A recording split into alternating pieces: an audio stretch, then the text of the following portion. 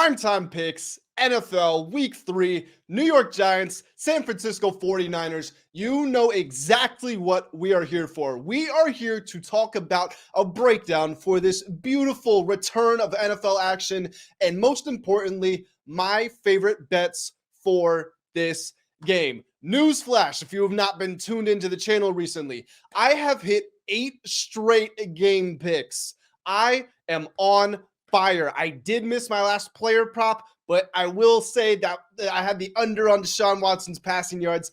I'm attributing part of that miss to Nick Chubb going out with an injury. Not saying it wasn't fair. Sports betting is a gamble. It's always going to be gambling. So you've got to accept losses like that. It comes with the territory, but you can find my full record with the ROI and the units in the description below. You will see that it has been a very nice start to the year for us. And last week was one of the best weeks in my entire sports betting career. What I'm going to do now is I'm going to try to roll that momentum on over into week 3. And that starts with my primetime picks here for this Thursday night football game. But before I give you guys those picks, you know what to do. Smash that subscribe button. Make sure that you are locked in for all of the betting picks as well as the other content that is coming to this channel throughout the NFL season. We're starting to diversify our array of content, and I've got some big plans on the way. So again, make sure that you're subscribed to the channel. And without further ado, let's jump into this matchup. Before I give you my picks, as I always do, let's just do a little 60-second rundown of this matchup. So we've got the New York Giants, who are 1-1,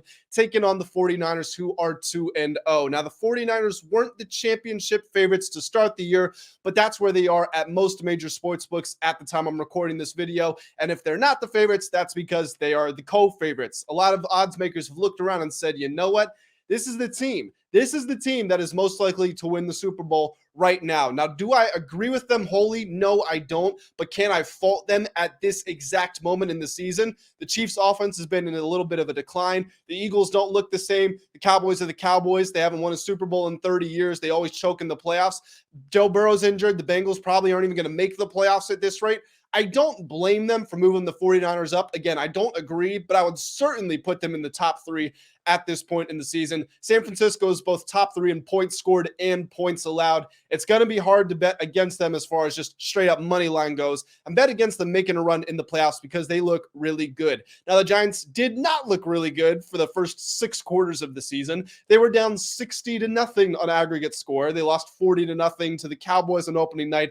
Then they're down 20-0 at halftime against the Cardinals. They go on a huge comeback. They win 31-28. By the way, those final 3 points, the Graham Gano field goal with 19 seconds left, that played a huge part in that crazy FanDuel parlay cashing, which I'm sure you've all heard about.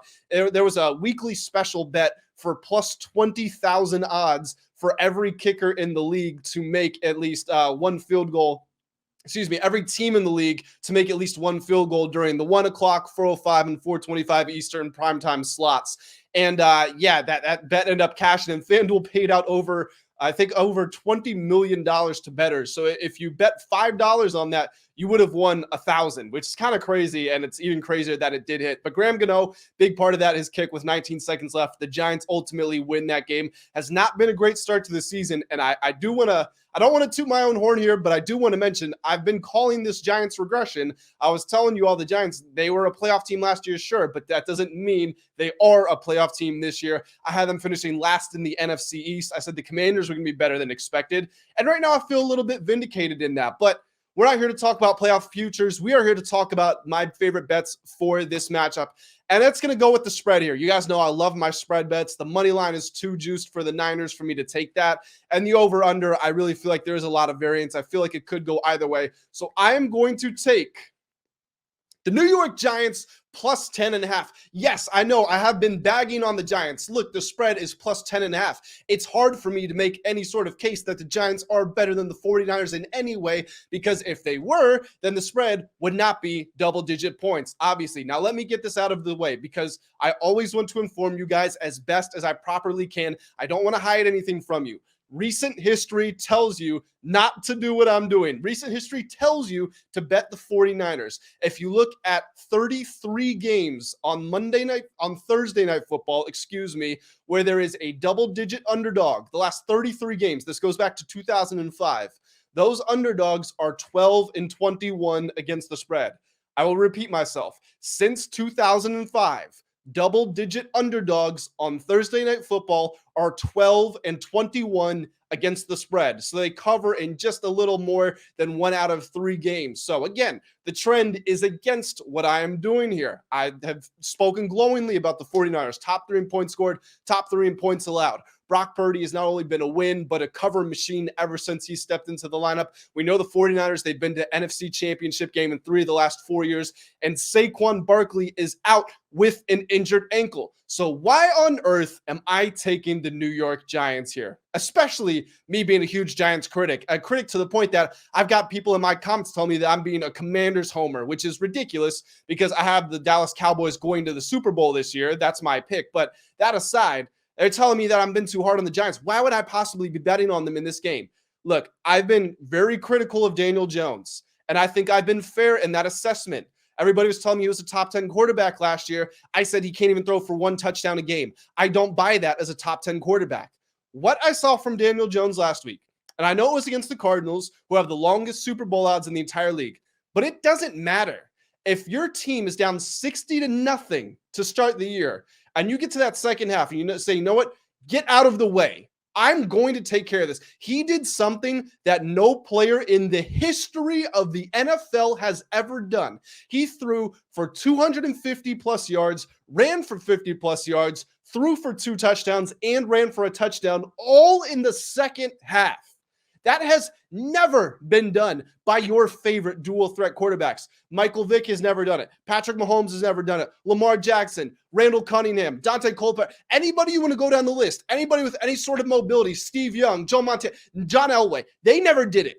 Nobody has ever done what Daniel Jones just did last week. And again, yes, it was against the Cardinals, and they're 0-2, the Cardinals are, but the Cardinals have actually been They've been competitive. They're 2-0 against the spread. Believe they've got the second most sacks in the league. Their offense is okay. It has its moments, but that defense has been up for the challenge. They've been playing aggressive. Jonathan Gannon, I had my questions, and I still do, but at least he's brought some sort of defensive identity with him to the desert. The Cardinals made it tough for the Giants, and Daniel Jones, again, with Saquon, who ended up going down late in the game, he said, you know what? My team's giving me nothing. I'm going to handle this for us. And the reason normally I would honestly overlook that. Honestly, weirdly, if Saquon was playing, I might be a little more bullish on the 49ers here. I think because Saquon isn't playing, Daniel Jones and Brian Daboll are going to start off with this desperate identity and belief that, you know, when you're down 20-0 against the Cardinals, your season is basically over if you start out 0-2 with losses, where you don't score a single point. Your season's basically over. They came out in desperation mode, and I think because Saquon won't be there in this game, knowing their offensive line isn't that great, and they're taking on an amazing defensive line of the 49ers, I think they're going to be in desperation mode. I think they're going to be willing to push the ball down the field, even if that means Jones throws an interception or two. It means he's going to take more risks. It's going to lead to more big plays. I think the backdoor cover will be open in this game. We saw it with that controversial field goal with the Rams last week against the 49ers. The Rams end up covering by a half point. Look, the line of plus 10.5, it's just too big. Again, the backdoor cover is always there. And with this Giants team, again, I've been critical of them, but they made it to the playoffs last year. I might not be a huge believer in the long term, but the spread is just so big that I think they can cover it. Here are some interesting notes from this matchup, contextually speaking. So last year, the 49ers had the best home record against the spread in the NFL, but the Giants had the best away record against the spread in the NFL. As I hinted at earlier, these two teams only have one combined cover between them, so they haven't necessarily got off to the most profitable start to the year. This is going to be a relatively fair and even matchup. I do want to say the Giants as well. I know people might be concerned that they have to fly across the country to get to California. That's not the case. They were just in Arizona, so it's a short trip over to San Francisco. And I don't know how long of a flight it is, but it's like a 6-hour drive from LA back to San Francisco. So honestly, the Giants and the 49ers traveling just about the same distance. They're both going to be in the same place for the same amount of time, and they're both coming off of short weeks of rest. So I don't think there's really any sort of matchup advantage there with the 49ers being at home. As far as spread betting goes, maybe money line straight up, sure. But as far as spread betting goes, I'm not looking into that too much here. Did I miss anything with this? Oh, the importance of line chopping. So this line is about plus 10 at half of the major sports books and plus 10.5 at another half of the major sports books. Get it at plus 10.5 if you are a Giants better. Get it at plus 10 if you're a 49ers better, or if you can, excuse me, minus 10 if you're a 49ers better, or minus 9.5 if you're a 49ers better. Maybe even you want to buy the extra point. The reason for that being 10 isn't a significant number, but both 3 and 7 are. So add them together, that gets you to 10. If you can get on either side of that, again, depending on which team you're backing, then that would be your that would be how you would best serve yourself as far as your likelihood to win this pick. Now, I will say someone that I trust, my guy Tanner Kern, do another podcast with him called Ride the Line, featured or sponsored by the World Sports Network. You can find it on their channel. Tanner is on the Niners in this situation. So again, I want to be fair. I want to be honest with my audience. I don't want to mislead anybody. I think this line is perfectly placed. I think plus 10, minus 10 is going to split public opinion very well. I'm saying that completely off the top of my head. I have not looked at the betting splits for this game, but that would be my inclination. I think it's a fair line, but I'm taking the Giants plus 10.5, like I said. And now my favorite player prop for this game here. I'm going to take a bit of a risk here. So far on this channel, we've gone for only player props in the region of minus 110 odds. And honestly, I know people love their parlays. I know people love the big plus money bets. For me, what works best for me is long-term sustainability. And if that means sometimes you got to take a little bit of the juice, only bet the minus 110s, the minus 115s. I have a lot of success doing that, and that's what leads to me taking profit. But that's going by the wayside.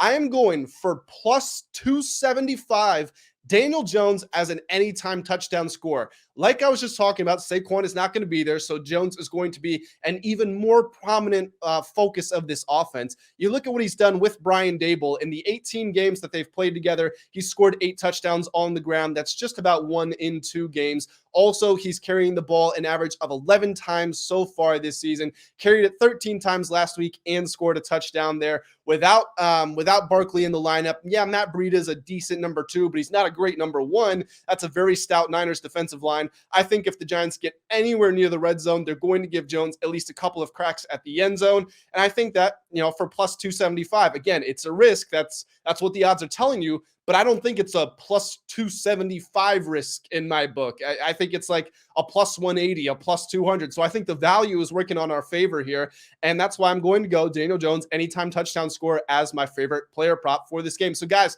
now you know what to do. I gave you my picks. You got to give me your picks. Go to the comments section. Let me know which team, first of all, covers the spread. What's your favorite bet of the major markets? And what's your favorite player prop? Do you like Jones? Do you like someone else? I know there's a ton of money on Christian McCaffrey as an anytime touchdown score. That's probably going to hit, but it's also like minus 180 odds. So I just don't think it's worth it at that point. But again, let me know what your favorite picks are. Like the video if you did enjoy. Subscribe to the channel if you haven't already. And until next time, I will see you all very soon. Have a great day.